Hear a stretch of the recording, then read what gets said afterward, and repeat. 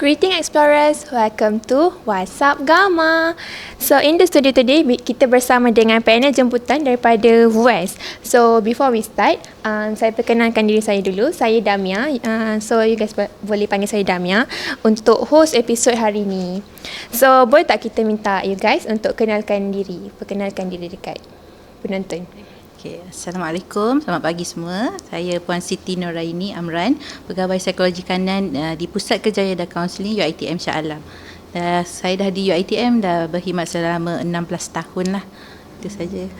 So lebih selera nak panggil apa? Boleh panggil Puan Siti. Okay.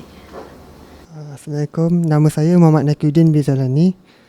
Saya pelajar FFG daripada UiTM. Okay. Panggil Nakiuddin. Alright. Okay. Assalamualaikum warahmatullahi wabarakatuh. Saya Rosma Muhammadani bin Ramli. Nama panjang sikit tapi you boleh panggil saya Dr. Dani So saya daripada program Teknologi Sains Bahan, Fakulti Sains Gunaan. Sama juga dengan Puan kaunselor kita, saya pun berkhidmat di UiTM selama 16 tahun lah. Alright. Terima kasih. Dan saya adalah penasihat akademik kepada pelajar lah, Nakiuddin. Okay. So baiklah. So episod kali ni kita akan sangat penting sebenarnya, terutamanya kepada pelajar universiti sebenarnya, sebab topik kita pada hari ini ialah mental health and student well-being. So bila kita dengar sendiri pasal tajuk kali ni, kita pun student sendiri memang sangat relate lah dengan tajuk ni sebenarnya. Saya pun boleh relate dengan tajuk ni. So tanpa kita buang masa, let's go to the first question. Saya tanya pada Puan dululah. Apa pendapat Puan sebenarnya, Puan Siti sendiri, apa cabaran kesihatan mental yang biasa student hadapi, and macam mana Puan sendiri sebagai kaunselor membantu mereka mengatasi masalah tu, cabaran itu sendiri? Okey, terima kasih pada soalan tersebut. Okey.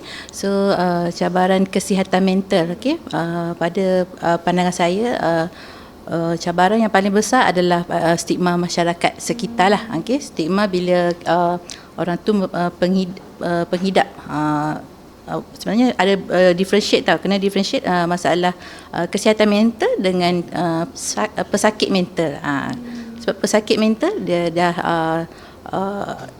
di luar norma dah. Okay? Kalau dia masalah kesihatan mental masih boleh dirawat lah. So stigma masyarakat sekitar, lebih-lebih lagi di Malaysia, masih lagi orang kata ada stigma dia. Orang sakit mental, orang memandang selek sikit lah kan. Okay.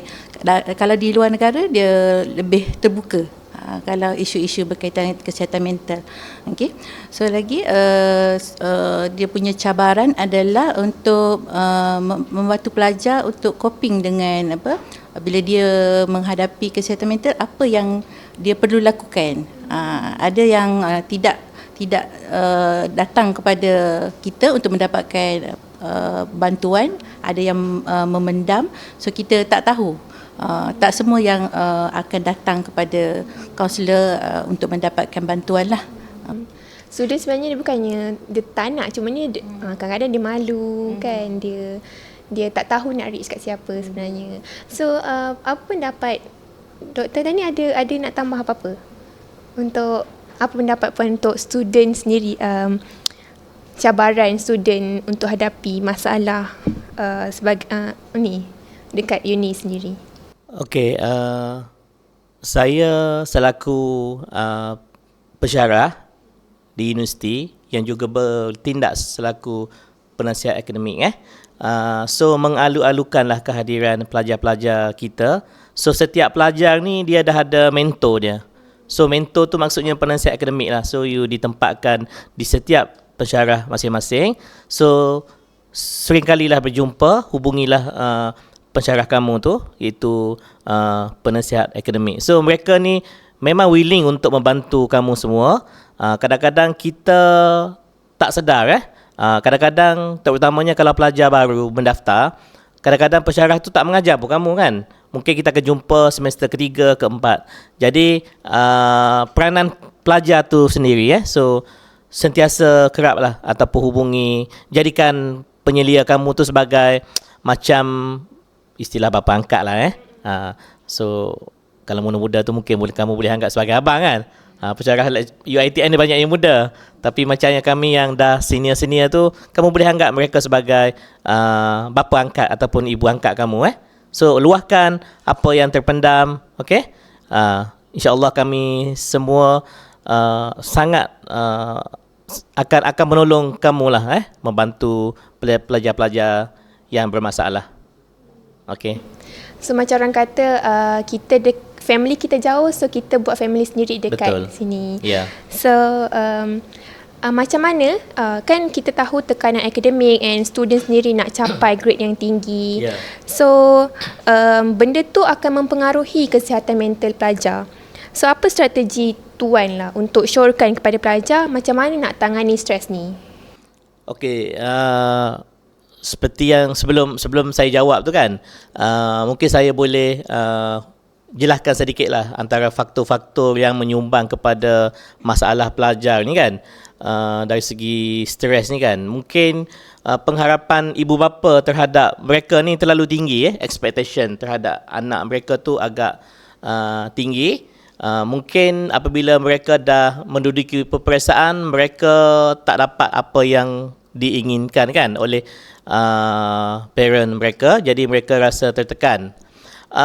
Faktor lain seperti pelajar yang tidak berminat dengan kursus tersebut yang dia pilih tu, kadang-kadang bukan yang mereka pilih, betul tak? Kadang-kadang dia ditawarkan. Mungkin pelajar memilih program lain tetapi tidak dapat ditawarkan kursus yang pelajar masuk tu. Tapi selepas belajar satu semester, setahun, dapati mereka ni tidak berminat. Itu pun menyumbang kepada ketidakstabilan emosi mereka. Selain tu seperti masalah kewangan kan. Kewangan mereka ni, UiTM ni kebanyakannya datang daripada keluarga B40 kan. Jadi tak semua B40 ada je yang level lain kan. Jadi kalau mereka membandingkan diri mereka dengan pelajar-pelajar yang lebih berada tu, mungkin rasa tekanan juga kan. Mereka nak membayar makanan, tapi sebenarnya kita ada penyelesaian ya kan. Macam kita ada institusi yang boleh membantu mereka. Cuma mereka tidak tahulah selok-belok. Itu pentingnya jumpa PA, penasihat akademik. Mungkin daripada perjumpaan tu kami boleh wawarkan, contoh pergi ke institusi zakat kan. Zakat UiTM pun boleh membantu kita. Okey. Selain tu kalau kita jumpa PA, let's say you punya pointer rendah kan, mungkin peranan utama penasihat akademik ni adalah mengesyorkan pelajar untuk ambil kursus mana yang lebih priority, keutamaan So mungkin pelajar boleh pilih kursus di luar fakulti terlebih dahulu. Okey, mungkin dalaman macam program yang sendiri itu dia boleh drop dulu. So mungkin ditawarkan setiap semester. Jadi perancangan tu penting untuk memastikan pelajar tu tidak terlalu beratlah mengambil kod ataupun kursus dalam setiap semester. So saya rasa itulah peranan yang boleh dimainkan oleh penasihat akademik. Kalau untuk pelajar sendiri macam mana? Dia kena reach sendirilah dekat penasihat akademik untuk plan through the semester. Biasanya kalau di fakulti, kami pensyarah ni kalau ikutnya diwajibkan lah kan.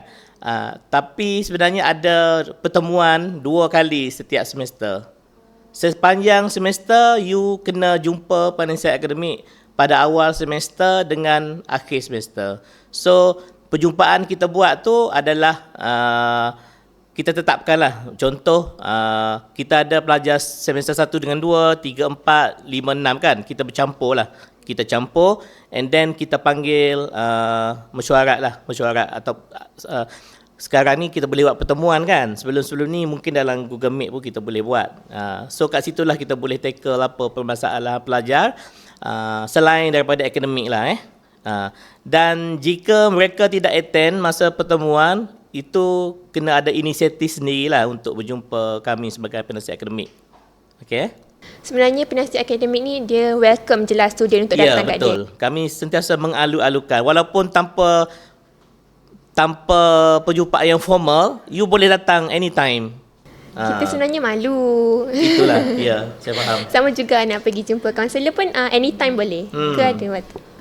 Biasanya kita ada sediakan sistem lah counselling to you, which is student boleh buat appointment secara atas talian, which is bila dah datang terus boleh jumpa kaunselor lah, instead of kalau datang walk in, kadang-kadang kaunselor ada program ke macam tu lah.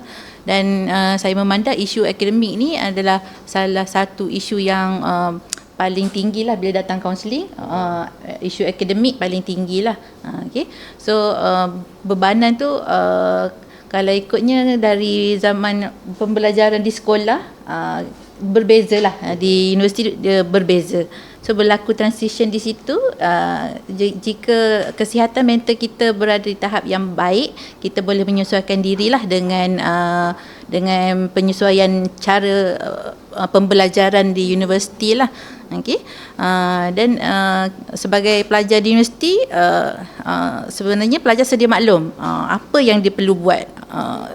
Kena attend kelas, ada assignment, ada test, ada individu dan group punya assignment tu lah, which is benda tu menjadi bebanan pada pelajar. Okay? Dan pelajar pun dah tahu berapa kursus yang program yang panggil kursus kursus yang dia kena habiskan lah dalam satu semester. So yang tu yang dalam counselling kita guide pelajar supaya buat planning, perancangan supaya dia tidak berada di orang kata sesak nafas lah. Bila dah di hujung semester dah berlaku lambakan kerja. Tapi biasanya yang datang tu dah tengah-tengah atau dah ke hujung. Maksudnya yang ke depan tu dah rugilah, dia punya period depan tu tidak digunakan dengan sebaik mungkin lah. Dan macam yang doktor cakap tadi, expectation daripada keluarga pun agak tinggi kan. Lebih-lebih lagi anak sulung. Pada mereka, anak sulung ni kena jadi contoh pada adik-adik kan. So sebenarnya menjadi bebanan lah sekiranya dalam pemikiran kita dah set macam tu. Sebenarnya anak sulung ke anak kedua atau ketiga tetaplah seorang anak lah kalau di pandangan mata ibu lah kan. Tapi di pandangan mata anak, dia kena perform lebih sebab dia sulung, nak jadi role model macam tu. Dan expectation yang tinggi pada pelajar tu sendiri menyebabkan dia berada dalam tekanan lah. Okay? So supaya kita boleh belajar dengan orang kata santai kan. So mungkin boleh turunkan sedikit kita punya expectation supaya tidak terlalu tinggi lah. Supaya bila awak belajar, just going with the flow. Tidak perlu meletakkan aras yang terlalu tinggi untuk dicapai. Of course lah kita semua nak 4 flat kan. Saya belajar dulu pun nak 4 flat. Okay? Masa saya degree dulu pun rasa tak dapat kot 4 flat tu. Okay? Tapi 3 tu boleh lah sampai lah. Tapi betul lah masa master tu better lah sebab kita dah tahu cara pembelajarannya macam mana. Okay. Saya tambah sikit. Mungkin perancangan akademik tu sangat penting. Biasanya ketua program ataupun penyelaras program kan, so dia dah tetapkan student ni semester berapa you kena ambil berapa kod ataupun berapa jam kredit kan. Semester yang ni berapa jam kredit. So sangat penting untuk kita ikut flow yang telah ditetapkan. Jika kita tercicir ataupun pelajar gagal salah satu subjek, so dia akan mengganggu sedikit untuk contoh you nak daftar semester hadapan bila kacau tu you dah berterabur. kan? Mungkin jumpa pelajar baru, adik-adik kamu kan, rasa ada tekanan, ada perasaan malu kan, walaupun benda-benda tu sepatutnya tak berlaku pun, sebab kita bila universiti ni kamu boleh jumpa siapa pun, orang yang berumur kan, itu tak ada masalah. Tapi ialah masing-masing punya pandangan tu dia berbeza kan. Jadi itulah bagi saya perancangan kuliah tu ataupun akademik sangat penting untuk mengelakkan benda-benda macam ni berlaku lah. Sebab bila kawan-kawan kamu di akhir-akhir semester dia dah complete semua pengajian dia, tapi kita masih lagi bersaing dengan adik-adik kita kan, kita risau yang tu je. Tapi sebenarnya tak ada masalah pun ya. Tapi yang terbaik kita ikutlah plan pengajian yang telah ditetapkan. Itu saya punya pandangan lah So Nakiuddin okey? Okey, saya nak tanya Nakiuddin pula lah.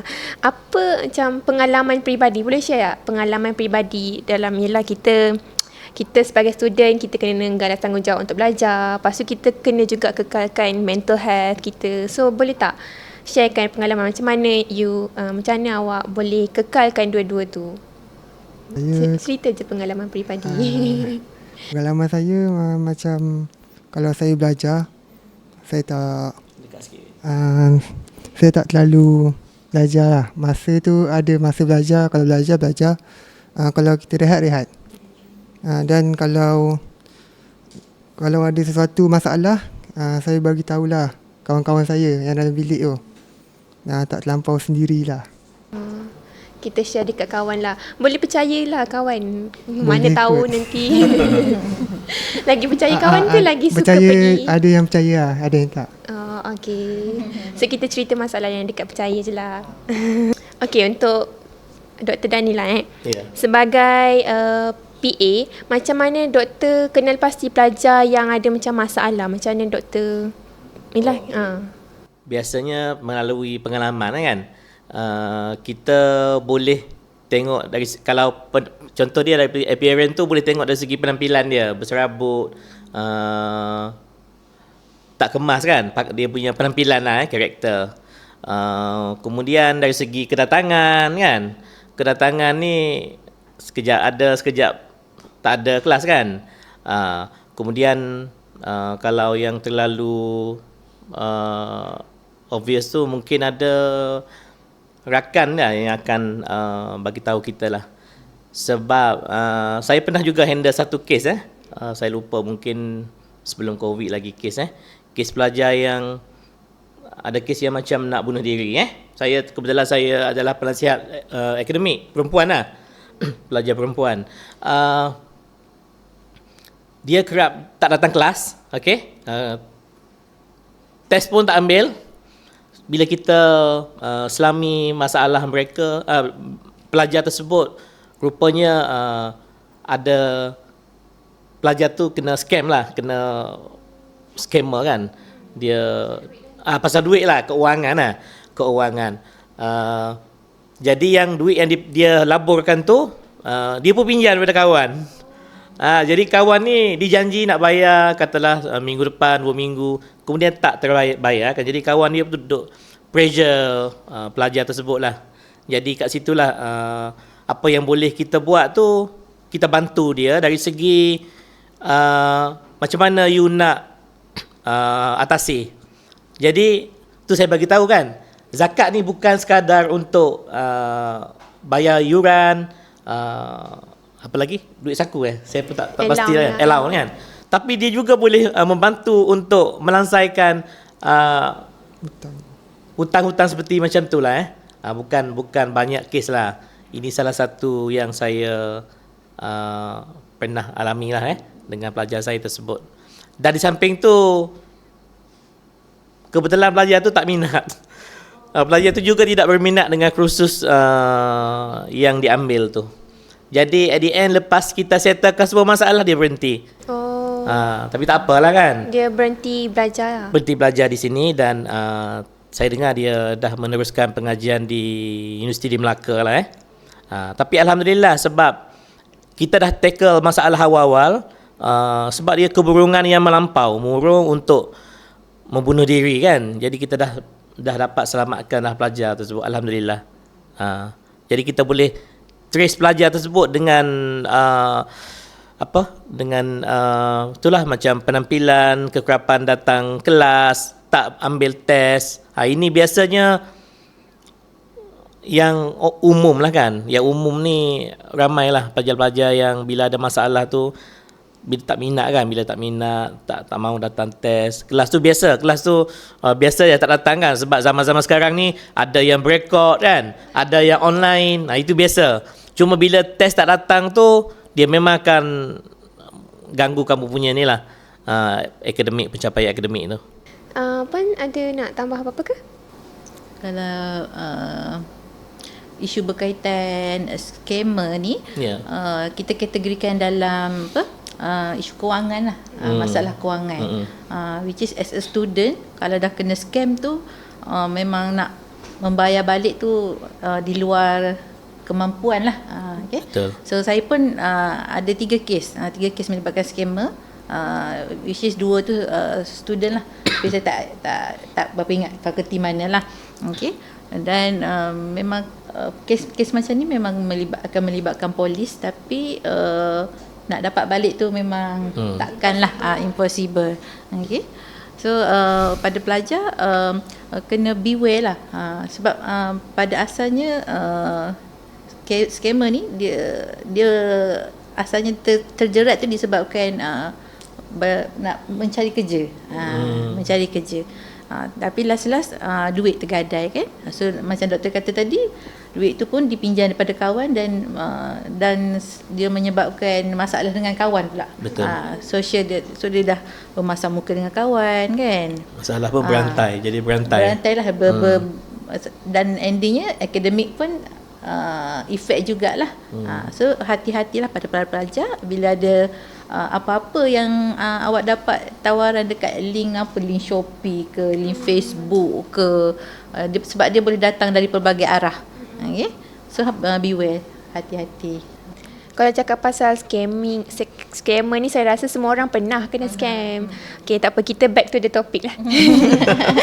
Okay, untuk Puan sendiri, adakah persekitaran universiti ni mempengaruhi kesihatan mental student, pelajar? And apakah inisiatif yang harus dilakukan oleh pihak universiti untuk meningkatkan kesejahteraan pelajar dengan baik? Persekitaran universiti pada saya persekitaran universiti penting lah. Okay? Penting dan sangat boleh mempengaruhi kesihatan mental pelajar. Pada saya, kalau as staff kan, kita tengok environment ni macam quiet good lah. Tak tahu kita rasa macam mana. Okey tak environment UiTM? Rasa okey. Okey, rasa seronok lah. Macam ke stres sebab kena naik bukit. Okey je. Memerlukan juga tu kekuatan fizikal juga tu kan. Bukan setakat fizikal, mental, emosi semua. Cabaran student dekat sini. Sebab saya dulu pun sebelum ada kereta memang saya naik bas juga, doktor. So memang saya merasalah naik bas rapid dulu, berhenti kat Seroja dan perlu naik tangga yang tinggi, bekerja dengan kera memang merasa apa yang sudah rasa saya pernah rasa masa awal-awal saya masuk kerja di UiTM. So itu kalau kita tengok persekitaran tu secara orang kata environment tu nampak macam okey kan, tapi still akan ada the hard part yang student akan alami lah sepanjang berada di universiti. Dan tapi kalau kita tengok whatever environment yang para pelajar hadapi, yang penting adalah coping skill tu.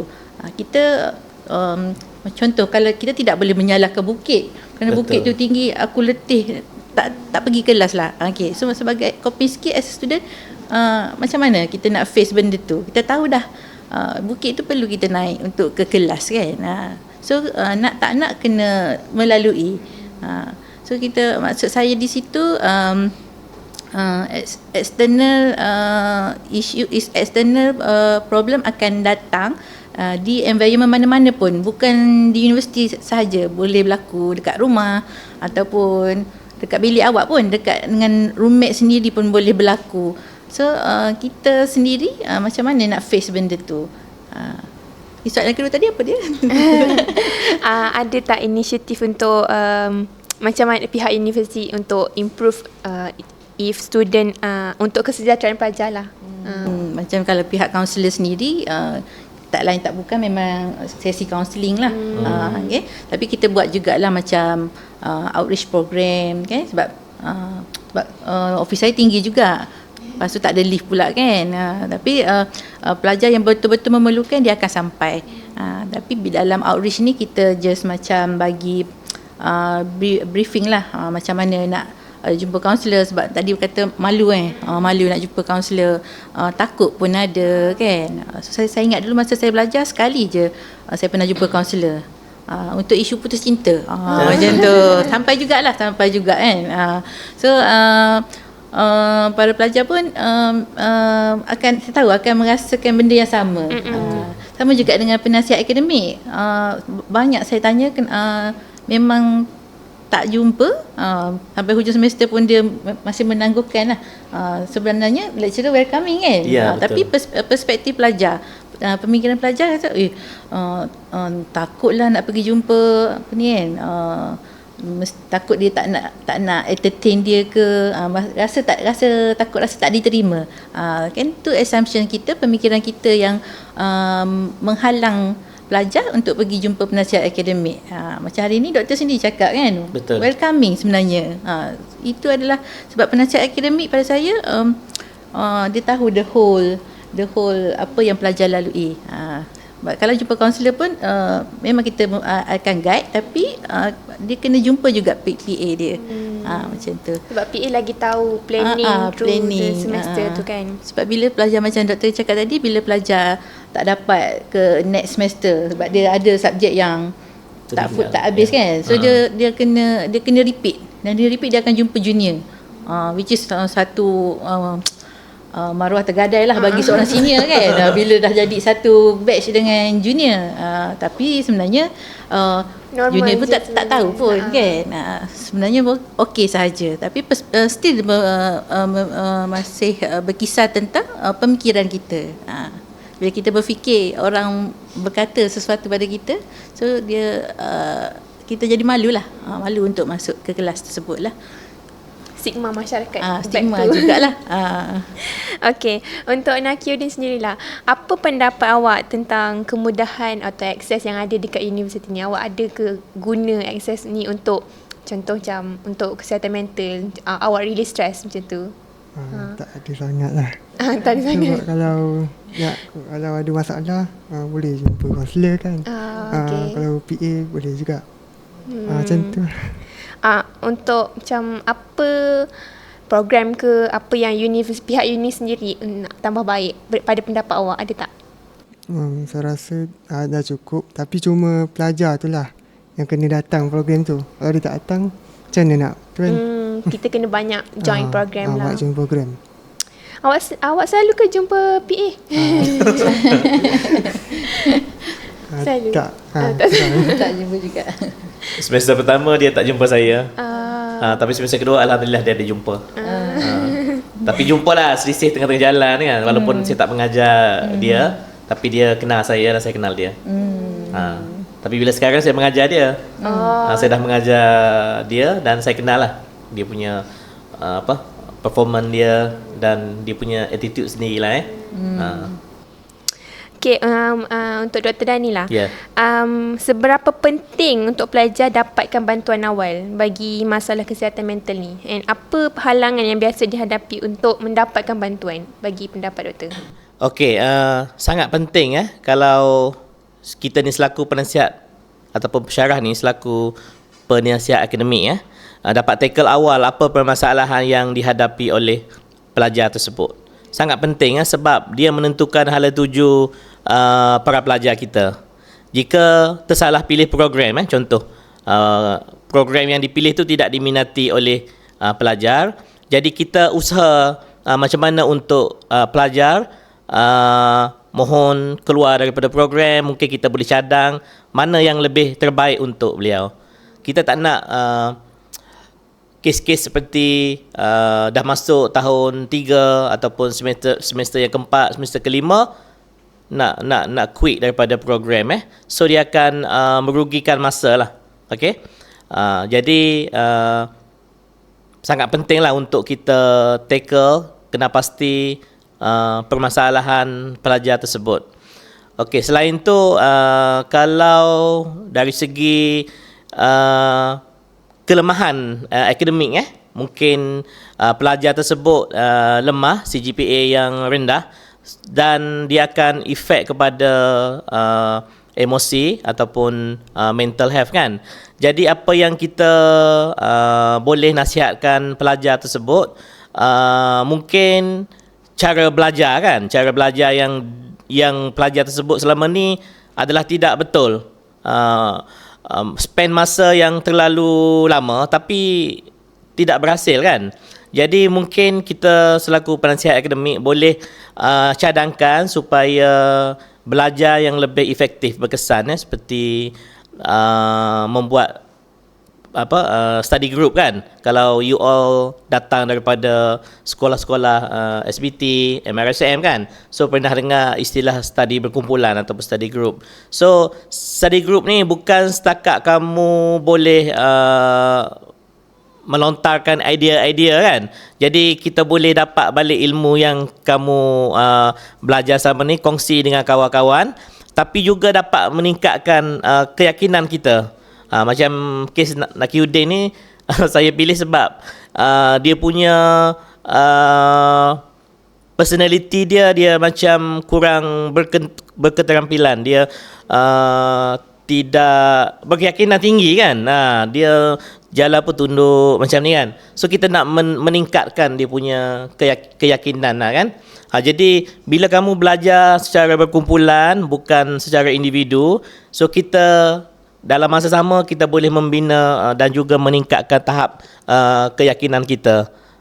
Itu yang saya boleh advise kepada Nakiuddin bukan saya seorang je, maksudnya kawan-kawan saya pun pensyarah, dia minta saya tengokkanlah pelajar Nakiuddin ni, bimbing pelajar ni untuk lebih berketerampilan.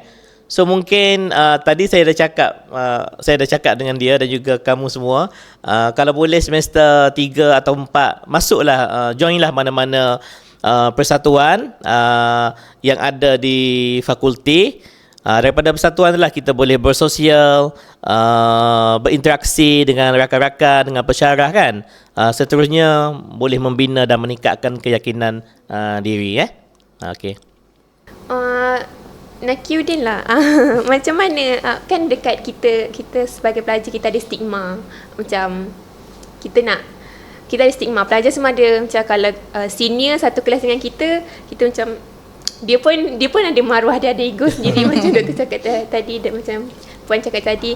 Okay, apa pendapat awak tentang stigma tu? Macam mana awak nak atasi kalau awak ada kat tempat tu? Kalau kita macam mana? Kita repeat. Contoh kita repeat, kita ada sama-sama dengan batch yang baru. Macam mana awak atasi tanggapan negatif tu kalau dekat diri awak? Buat biasa je lah. Buat biasa je. Ignore je lah. Tapi Nakiuddin ada repeat paper? Tak ada kan? Tak ada. Dia tak ada pengalaman. Baguslah Nakiuddin ni. Okey, untuk Puan lah. Apa pendapat Puan untuk langkah-langkah sebagai student untuk mengatasi kegelisahan dan kemurungan semasa berada di universiti ni? Langkah-langkah yang penting sebagai student. Dia kalau ikutkan dalam isu-isu kesihatan mental ni, yang main dia banyaknya dua tu lah, kemurungan kan dengan kebimbangan. Kalau tanya apa beza dua tu, dia clear. Yang saya boleh cakapnya, murung ni dia lebih kepada benda yang sudah berlaku. Dia memikirkan perkara yang sudah berlaku. Itu yang menyebabkan dia murung, bersedih dalam tempoh yang lama lah. Kalau murung ni dalam tempoh 2 minggu dia sedih kan. Dia akan sedih berturut-turut dalam tempoh 2 minggu, tak stop.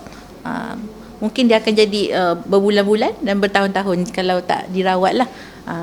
Dan kalau kebimbangan ni pula, dia lebih kepada memikirkan perkara yang belum lagi berlaku. Saya selalu cakap kat student, the past is past, the future is not yet. Pegang ayat tu memang pada saya memang power lah. Okay? So, selalu ingatkan pada diri kita, benda yang dah berlaku kita tak boleh change pun. Whatever it is, benda orang kata titik hitam dalam hidup kita pun kita tak boleh nak change benda tu, nak putihkan balik ke. Tapi kita boleh jadikan dia sebagai pengalaman kan, pedoman. Tapi kalau benda yang belum berlaku, pada saya bukan nak kata nak jangan fikir terus. Dia kita boleh fikir tapi not too much lah. Kembali kepada keadaan current situation semasa. Fokus pada apa yang ada di depan mata, sebab apa yang kita buat masa kini adalah untuk future kita lah. So itu yang kita bila student kerap memikirkan perkara yang ke depan tu, dia akan jadi overthinking lah. So kalau untuk menangani kebimbangan dan kemurungan dan kebimbangan ni, ada beberapa yang kita suggest lah dekat para pelajar untuk ada, kalau ikut ada banyak lah kan. So kita share beberapa lah. Dia first kali adalah mengamalkan gaya hidup yang sihat lah.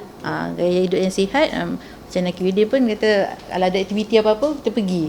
Kan? Kalau ada persatuan ni, pilih persatuan mana yang awak suka kan. Ada yang tak suka berkawat, tiba masuk kawat memang dia stres lah kan. Pilih yang minat. Aktiviti tu menyebabkan kita boleh aktif dan jadi kita sihat lah orang kata.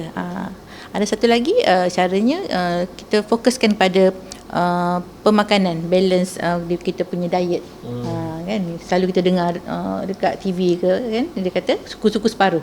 So apa yang separuh tak tahu kan. Yang separuhnya patutnya sayur dengan buah kan. So kena betul benda tu, sebab kita ayat Malaysia ni dia terlebih karbo yang lebih kan.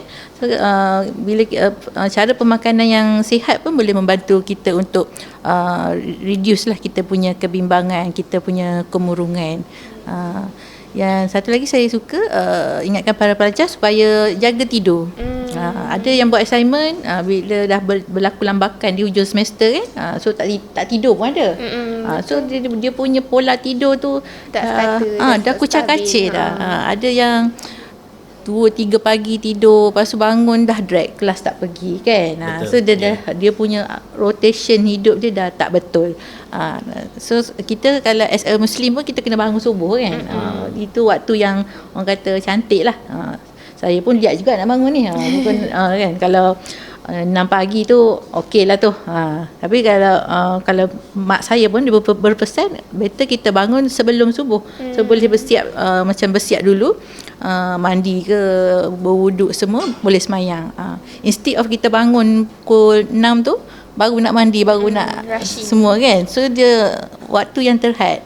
So pelajar kena jaga waktu tidur dia. Kalau let's say kalau you tidur pukul 10, make sure 10, esok pun 10. Jangan hari ni pukul 10, esok pukul lepas isyak, ada yang tak ada isyak kan. Dia ajar badan kita perkara yang sama.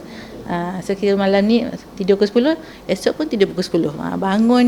Bangun pun sama, duration dia kita jaga.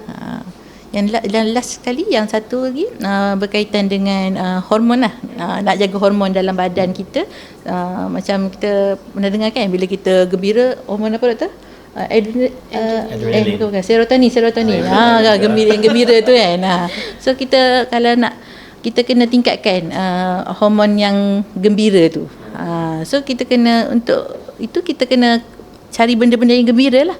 Kalau awak suka makan gembira kan, contoh yang macam saya suka makan Korea lah kononnya kan. Dubuyo kan, perempuan suka lah tu. Kan, acak-acak Korea gitu kan. So itu boleh membuatkan kita rasa gembira. Kalau you suka tengok movie, spend time untuk tengok movie, itu dia boleh menyebabkan kita rasa gembira, dan hormon gembira tu meningkat, dan kita akan reduce lah kita punya kebimbangan, kita punya kemurungan macam tu. Dan terpulang pada pelajar, apa yang dia suka, apa awak suka makan, apa awak suka buat kan, awak nak tidur tu waktu yang macam mana. Tapi kena jaga duration dia. Kita tidur tadi kena jaga duration dia. So dalam masa kita buat kerja, dalam masa minggu yang stres tu, kita kena ambil satu masa untuk kita relaxkan diri, untuk tenangkan balik, untuk naikkan balik hormon kita yang kita happy tu. Sebab dalam life kita sebenarnya kita, kalau kehidupan ni dia ada satu lifeline. Kalau kita buat graf tu, kalau konselor dia tengok macam tu lah, okay? Ada graf tu, hidup kita tak selamanya akan mendatar. Kan akan ada satu episod kita akan rasa, contohnya kena repeat kan, kita akan sedih, down, jatuh daripada graf yang macam meja ni lah kan, rata, so kita jatuh. Ada masa kita gembira, tiba pula dapat apa yang kata yang kalau gembiranya, Hadiah ke? Hadiah. Contohnya tiba-tiba lah semester sedepan tu okey, dia punya dapat dekan, tiba-tiba gembiranya kan. So kita nak memastikan life kita ni jangan drop daripada lifeline kita tu. So kalau masa tu dah drop, kita naikkan balik. Make sure dia atas daripada graf yang kita tetapkan tu lah. Macam tu. Okay, kita pun dah sampai di penghujung segmen kita untuk episod kali ni. So sebelum kita end lah, apa saya nak tanya untuk semula, boleh tak beri nasihat kepada pelajar-pelajar, khususnya kepada pelajar yang baru masuk universiti ataupun yang pelajar-pelajar yang struggle dengan mental health sendiri? Kita mulakan dengan Dr. Dani dulu lah. Saya okey. Sebagai pelajar baru berdaftar, seperti saya maklum tadi, so setiap pelajar tu diberi ataupun ditempatkan di bawah penyeliaan supervisor atau bukan supervisor, penasihat akademik masing-masing.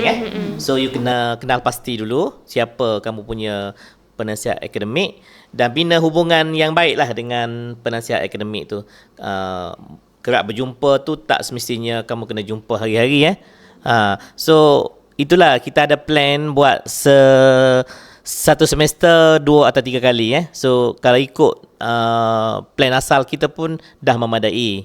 Okay, so saya harapan saya dan juga termasuk pensyarah lain lah yang menjadi penasihat akademik, mereka ni sangat mengalu-alukan, mereka nak jumpa sangat kamu. Sebab kami ni selain ada rekod sendiri kan, memang kita ada rekod untuk perjumpaan dengan pelajar.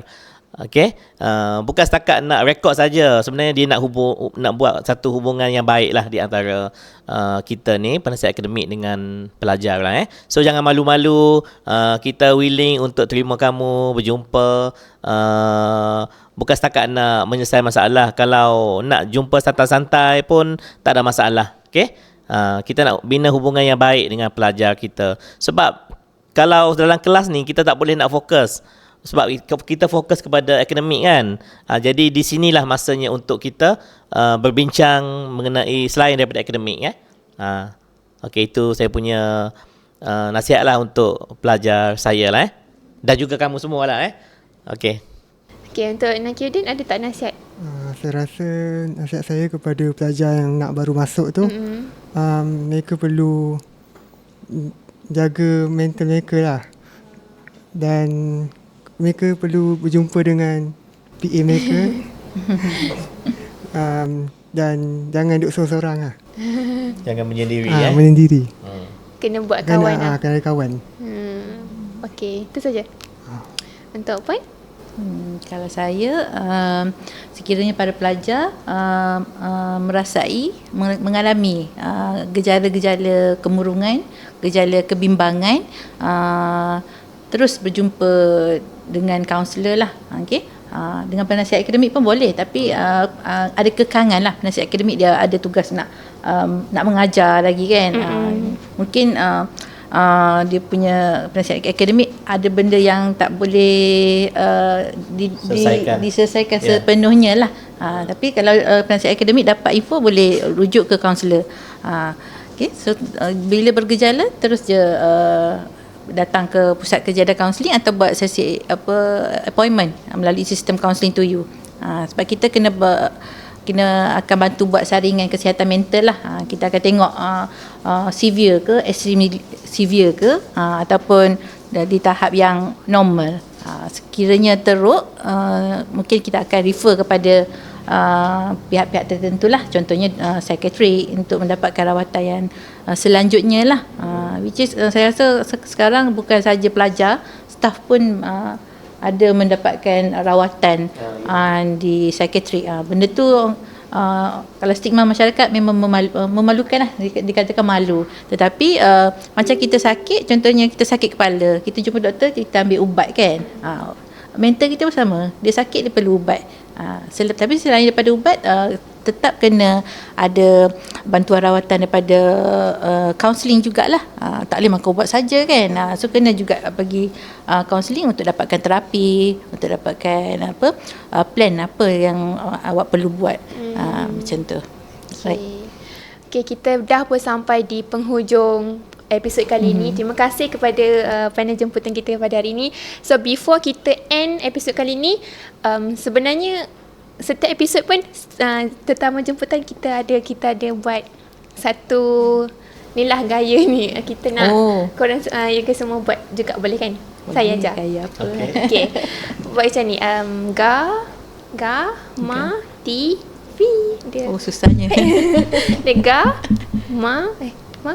Lepas tu pusing. Sekejap. Susah juga. Okay. Yang Ga, depan ma, lagi kan? ti, fi. Macam tu. Ga, Ga. ma, Ma. ti. Tak jadi. Boleh. Macam ni. Satu-satu lah, satu-satu. Satu-satu. Ga, Ga. Macam ni? Okey, Ga. ma, ti. Pusing. mana? Ti tak jadi. Pusing je. Oh, macam ni? Pusing. Jadi kamera. Okay, masuk okey, TV. Ga. Letak dekat mata, Jadi kita saya letak ni. gambar. Tu? B. Pi. Gamati. Boleh lah tu. Okey. Betul. Okey. 1, 2, 3. Gamati. Pi. Bye. Okey, terima kasih. Okey, Puan. sama-sama. Terima kasih Nakyudin. Terima kasih juga Dr. Dani. Alright. Terima kasih kita orang.